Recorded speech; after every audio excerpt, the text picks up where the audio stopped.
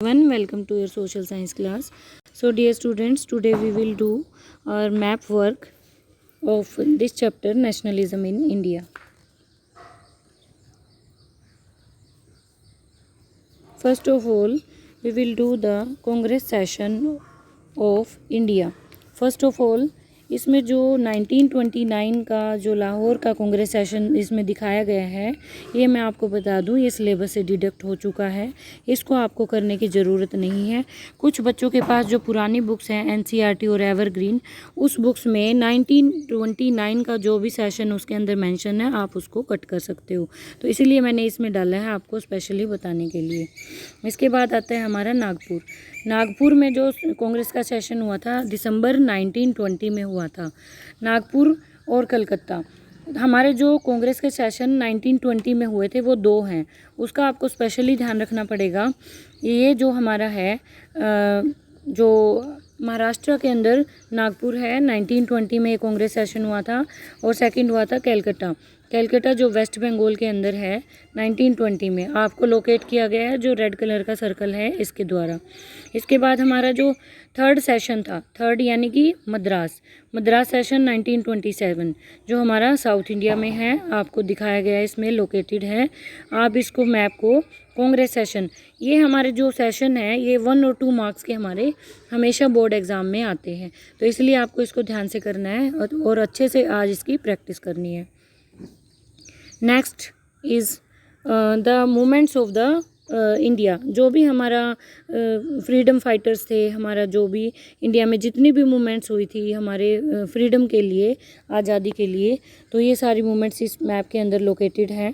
और जो आप आपका जो बुक के अंदर 63H यानी कि हिस्ट्री का जो चैप्टर नंबर 2 है, नेशनलिज्म इन इंडिया, जो ओल्ड बुक है उसमें ये चैप्टर नंबर 3 मिलेगा आपको। तो इसमें देखिए आप, सबसे पहले इसमें दिखाया गया है कि अमृतसर ये जो जलियांवाला बाग इंसिडेंट हुआ था 13 अप्रैल 1919 को, 13 अप्रैल 1919 को जो जलियांवाला बाग इंसिडेंट हुआ था वो हमारा पंजाब के अंदर अमृतसर में हुआ था। देखिए आप इसमें लोकेटेड है, और जलियांवाला बाग की आपको स्टोरी मैंने बताई थी, जो कि आपको बताया था मैंने कि जहाँ पर अमृतसर के अंदर मार्शल लॉ लागू किया गया था, इसकी स्टोरी भी मैं थोड़ा सा एक्सप्लेन कर देती हूँ। तो मार्शल लॉ जो सिटी के अंदर रहने वाले लोग थे उनको पता था, जो आउटर पे था जलियांवाला बाग था लोकेटेड था, और आउटर में रहने वाले लोगों को ये नहीं पता था कि वहाँ पर मार्शल लॉ लागू किया गया है। और उसमें जनरल डायर ने वहाँ पर लोग इकट्ठा हुए थे, क्योंकि उनके दो मेन लीडर थे, दोनों मेन लीडर्स को वहाँ पर अरेस्ट किया गया था। तो और उन लोगों को छुड़वाने के लिए वहाँ के लोगों ने रोलेट एक्ट के अकॉर्डिंग उनको अरेस्ट किया गया था। रोलेट एक्ट में क्या था कि 2 ईयर्स के लिए विदाउट एनी ट्रायल उनको जेल में बंद कर दिया जाता था। कोई भी अगर पॉलिटिकल मूवमेंट होती है तो वो उनको अरेस्ट करके जेल में बंद कर देते थे। तो उनको छुड़वाने के लिए क्या हुआ, जनरल डायर ने, वहाँ के लोगों ने वहाँ पर सभा जो मीटिंग बुलाई गई थी उसमें, उस दिन क्या था, बैसाखी वाला दिन था। बैसाखी वाले दिन लोग इकट्ठा हुए और जनरल डायर ने वहाँ पर जाकर उन पर फायरिंग शुरू कर दी, और उससे क्या हुआ, वहाँ पर फायरिंग में सैकड़ों लोग मारे गए थे। ये था हमारा जलियांवाला बाग इंसिडेंट। इसके बाद मैं आपको बताऊं calling of non cooperation movement. अब इसके अंदर आप देखिए, आपका जो मैप वर्क है इसमें आपको एक पॉइंट मिलेगा, calling of non cooperation movement, असहयोग आंदोलन को विड्रॉ करना या वापस लेना। क्यों लिया था महात्मा गांधी ने, क्योंकि वहाँ पर चोरा चोरी की हिंसक घटना हुई थी। कहाँ पर, उत्तर प्रदेश के अंदर, उत्तर प्रदेश में चोरी चोरा की हिंसक घटना के कारण वहाँ पर जो महात्मा गांधी ने असहयोग आंदोलन चलाया था, नॉन कोऑपरेशन मूवमेंट चलाई थी, वो बंद कर दी थी, क्योंकि वहाँ पर दंगे हो गए थे, लड़ाई झगड़े हो गए थे, पुलिसकर्मी मारे गए थे। इसीलिए वहाँ पर महात्मा गांधी अहिंसा के पुजारी थे, और इसीलिए वहाँ पर वॉयलेंट हो गई थी, तो उसको बंद करने के लिए महात्मा गांधी ने अपना आंदोलन वापस ले लिया। इसके बाद हमारा आता है चंपारण। आप देखिए चंपारण कहाँ है, हमारा बिहार के अंदर।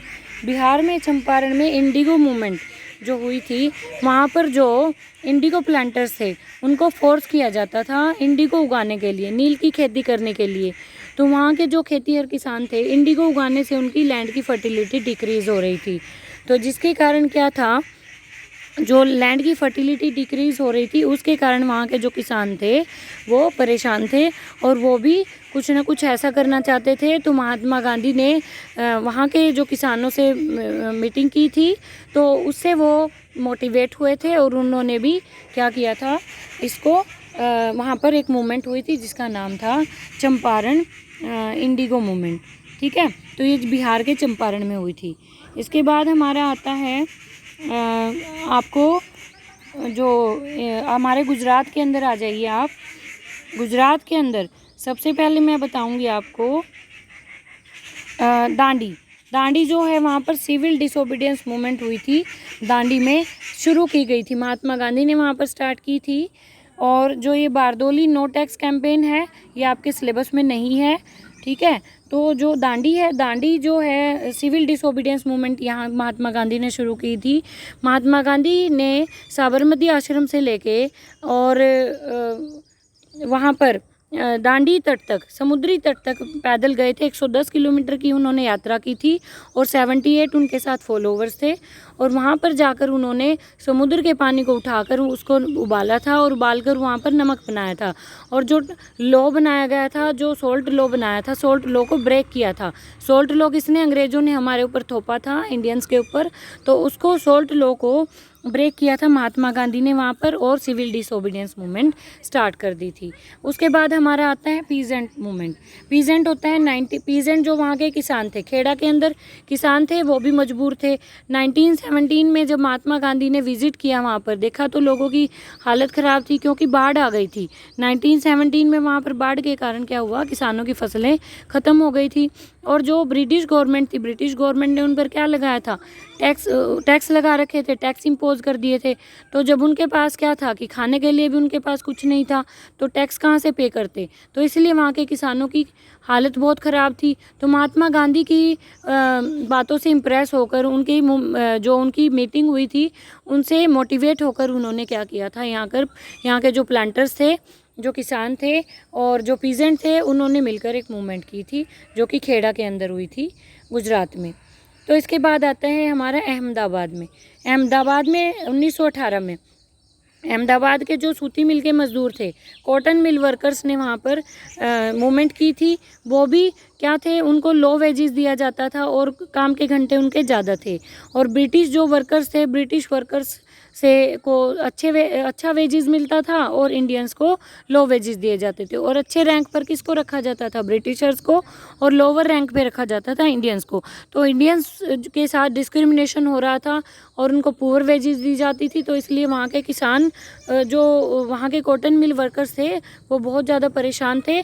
तो इस वजह से अहमदाबाद के जो कॉटन मिल वर्कर्स थे, उन्होंने मिलकर महात्मा गांधी के साथ उन्होंने मूवमेंट की थी। That is the cotton mill workers movement, यानी कि इसको हम a place associated with the cotton mill worker satyagraha. तो यहाँ पर सत्याग्रह किया था, ये था हमारा अहमदाबाद के अंदर। तो हमारे जो 3 मेन पॉइंट्स हैं वो हमारे इंडिकेट किए गए हैं, लोकेट किए गए हैं गुजरात के अंदर। और 3 हमारे पॉइंट्स हैं, एक हमारा बिहार में, उत्तर प्रदेश में और पंजाब में। ये हमारा जो मैप है, ये दोनों मैप जो मैंने बताए हैं, ये डेफिनेटली 2 और 3 मार्क्स के हमारे बोर्ड एग्ज़ाम में आएंगे। ठीक है, तो पहले 3 मार्क्स का आता था हिस्ट्री का मैप, अब हमारा 2 मार्क्स का है। इससे बाहर हिस्ट्री का हमारा कोई मैप नहीं है, सिर्फ एक ही मैप हमारा हिस्ट्री में है, ये मैं आपको करवा चुकी हूँ। और इस मैप को आपने प्रैक्टिस करनी है ज़्यादा से ज़्यादा। और मुझे प्रैक्टिस करने के बाद आपको पर्सनल व्हाट्सएप पे मुझे आप लोग इवनिंग में भेजेंगे। Thank you students, have a nice day.